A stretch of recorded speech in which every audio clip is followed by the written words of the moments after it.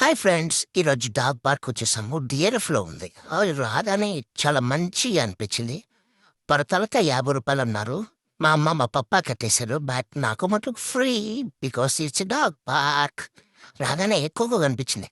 హే cocoa, నేనెక్కడో చూసినట్టుంది cocoa అని దగ్గరికి వెళ్ళగానే, రేయ్ పోరా పొట్టుడా, పోరా నాకు తెలీదు అని వెనక్కి వెళ్ళిపోయింది. నా మీదకొచ్చింది. స్టార్ట్ చేసింది. లాగించడం స్టార్ట్ చేసింది.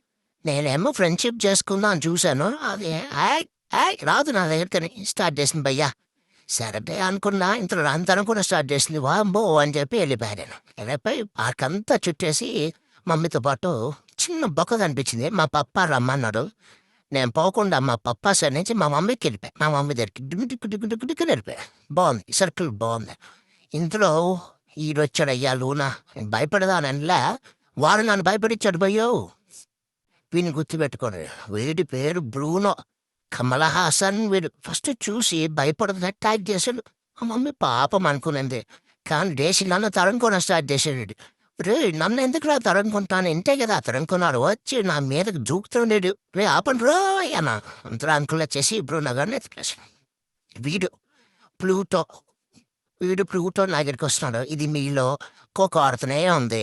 ఆడి అలసిపోయి నేనే మా అమ్మకి కూర్చునేసాను. ఇది చాలబ్బా మన వల్ల కాదని